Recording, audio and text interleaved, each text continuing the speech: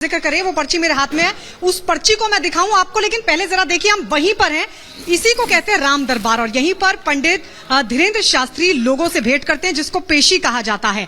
और वो पेशी यहीं पर इसी गद्दी पर बैठकर होती है। हनुमान जी का एक छोटा सा गदा भी आप देख रहे हैं, और ये पटका है जिस पर राम लिखा हुआ है, ओम लिखा हुआ है। और ये जो गदा है हनुमान जी का, इसके ठीक नीचे वो तमाम पर्चियां होती है, एकदम ब्लैंक पर्ची, जिस पर बाकायदा धीरेन्द्र शास्त्री लोगों की समस्या लिख देते हैं और बता देते हैं कि आपको ये समस्या है। ऐसा दावा पंडित धीरेन्द्र शास्त्री की तरफ से किया जाता है। और लोग भी ये कहते हैं कि वो जब यहाँ पर भेंट के लिए पहुंचते हैं, जिसको पेशी कहा जाता है, जब पहुंचते हैं तो पंडित धीरेन्द्र शास्त्री खुद ब खुद बता देते हैं कि आखिर उनके मन में क्या है, आखिर किस समस्या से वो जूझ रहे हैं, उनकी चिंता क्या है, क्या उनकी मनोकामना है, वो उस पर्ची पर लिख देते हैं। अब मैं आपको वो पर्ची दिखाती हूँ।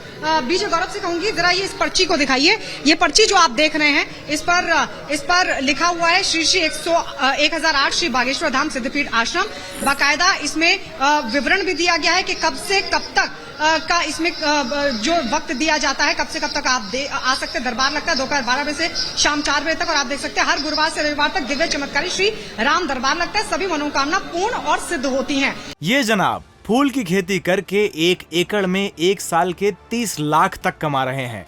आपको भी ये करना है तो फ्रीडम ऐप को अभी डाउनलोड कीजिए। इसके अलावा भी कई और डिटेल्स इसके अंदर दी गई है। अब मैं आपको पीछे की तरफ दिखाती हूँ। ये देखिए, ये पूरा ब्लैंक पेपर है जो मैंने अभी आपको दिखाया। गद्दी के नीचे, गधे के नीचे जो पर्चियां रखी हुई है, वो इसी तरीके की पर्चियां होती है, बिल्कुल ब्लैंक। जिन लोगों का टोकन निकलता है, जो यहाँ पर पेशी के लिए पहुंचते हैं, यानी भेंट के लिए पहुंचते हैं, यहाँ पर पंडित धीरेन्द्र शास्त्री उनसे मिलते हैं। और ये देखिए, पेशी का बाकायदा नंबर्स लिखे हुए 31 तक, लेकिन बताया जाता है कि सिर्फ 21, मैक्सिमम 21 पेशी, यानी मैक्सिमम 21 बार भेंट लोगों को यहाँ करनी होती है। पहले बालाजी महाराज के दर्शन करने होते हैं, वहां पर महाआरती में शामिल होना पड़ता है, और उसके बाद यहाँ यानी राम दरबार में पहुंचना पड़ता है पंडित धीरेन्द्र शास्त्री के पास। और ये पूरा ब्लैंक पेपर है। देखिए, यहीं पर जब जब पेशी होती है, बाकायदा यहाँ पर पेशी होती है, और उस पेशी का विवरण यहाँ पर लिख दिया जाता है। और यहाँ पर पूरा समाधान, मतलब जो भी श्रद्धालु यहाँ पर पहुंचते हैं, पेशी के दौरान उनकी समस्या धीरेन्द्र शास्त्री इस ब्लैंक पेपर पर खुद लिख देते हैं, ऐसा दावा वो करते हैं। और उसके साथ साथ समाधान भी लिखा होता है। देखिए, बार बार जो हमने भी देखा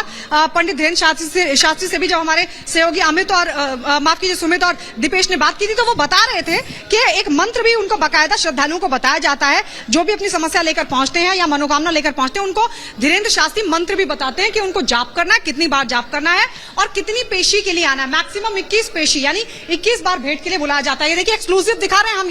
ये वही पर्ची है, बिल्कुल ब्लैंक पेपर हमने यहाँ से लिया है। हालांकि यहाँ से बात करने में थोड़ा सा लोग, जो पुजारी है, जो सेवादार है, वो थोड़ा सा कतरा रहे हैं, कहने कि बाबा आने वाले हैं और हम अभी बात नहीं कर सकते हैं। लेकिन ये वही ब्लैंक पेपर है, ये वही पर्ची है जो पहले ब्लैंक होती है, लेकिन जैसे ही श्रद्धालु यहाँ भेंट के लिए पहुंचते हैं, तो बाबा पंडित धीरेन्द्र शास्त्री इस पर उनकी मन की बात को लिख देते हैं और इस पर उनका समाधान भी लिख देते हैं। और ऐसा पंडित धीरेन्द्र शास्त्री दावा करते हैं कि जो लोगों की समस्या है वो पूरी हो जाती है, क्योंकि हनुमान जी की कृपा उन पर है, और हनुमान जी की कृपा से श्रद्धालुओं का कल्याण होता है, श्रद्धालुओं की समस्या खत्म होती है, उनकी चिंताएं दूर होती हैं, और उनके सभी मनोकामना पूरी हो जाती है, उनके सभी कष्ट दूर हो जाते हैं। एक बार फिर से हम ये दरबार दिखाएंगे। देखिए, आप ये जो लोग देख रहे हैं यहाँ पर, ये सभी लोग आते हैं अभी, क्योंकि पंडित धीरेन्द्र शास्त्री रायपुर में थे। कथा हालांकि वहां खत्म हो चुकी है, और बताया ऐसा जा रहा है कि हो सकता है कि कल शाम तक वो यहाँ पर लौट आए, लेकिन गद्दी पर हो सकता है अभी 1-2 दिन बाद लौटें। लेकिन यहाँ पर जो श्रद्धालु है, गद्दी के दर्शन करने के लिए भी यहाँ पर पहुंच रहे हैं। आप देख सकते हैं भगवान श्री राम की यहाँ पर बाकायदा तस्वीर लगी हुई है। हनुमान जी आप देख सकते हैं, माता सीता इसमें है, सभी भगवानों की तस्वीर इसमें आप देख सकते हैं। भगवान शिव भी यहाँ पर मौजूद हैं, और ये करीब से रिपब्लिक भारत एक्सक्लूसिवली वो दिखा रहा है आपको तस्वीरें। राम दरबार की गद्दी, देखिए यही गद्दी चर्चाओं में है इन दिनों लगातार। पंडित धीरेन्द्र शास्त्री को लेकर तमाम तरह के कुछ लोग सवाल भी खड़े कर रहे हैं, लेकिन उनके जो श्रद्धालु हैं, उनको जो मानने वाले हैं, वो लोग उसका जवाब दे रहे हैं। वो बता रहे हैं कि देखिए, हमारे मन में जब आस्था है, इसलिए हम पहुंचते हैं, हमें कोई बुलाने नहीं जाता।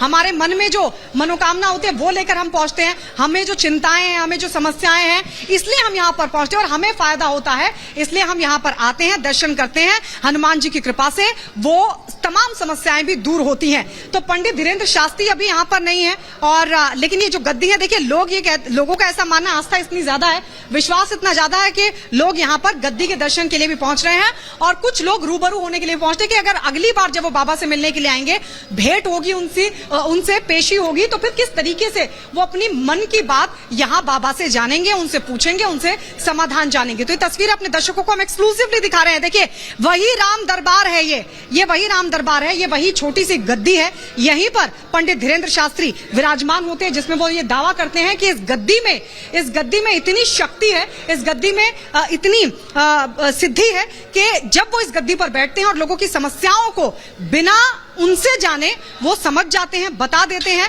और फिर उनको यहां से बैठकर वो समाधान देते हैं। तो ये दावा पंडित धीरेन्द्र शास्त्री की तरफ से किया जाता है और तमाम श्रद्धालु से भी देखिए हम एक बार बात करने की कोशिश करते हैं। आप लोग कहां से आए हैं? बल्दोगढ़ से आए हम, बल्दोगढ़ से।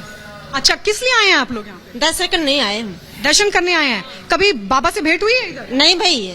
क्या सुना है आपने, क्यों आए हैं? अभी बाबा से भेंट भाई नहीं है। क्या कहते हैं लोग? कहाँ आपने क्या सुना है यहाँ के बारे में? बल्दोगढ़ से अच्छा सुना है, होता है क्या सुना है? अच्छा सुना है कि अच्छा पूरा है जो वो होता है, अर्जी होती है, सब सुनते हैं बाबा जी, सब सुनते हैं। आप लोग कहाँ से आए हैं? सागर से आए। क्या किसी ने कहा था, क्या बताया था इस धाम के बारे में? जुड़े हैं महाराज जी से, 2020 से जुड़े हैं करीब। हाँ। क्या बताते हैं यहाँ के बारे में? जो बताते वो सही बताते हैं। बिल्कुल सही बताते हैं। आपने कभी पेशी लगाई है? हाँ, कई बार लगाइए।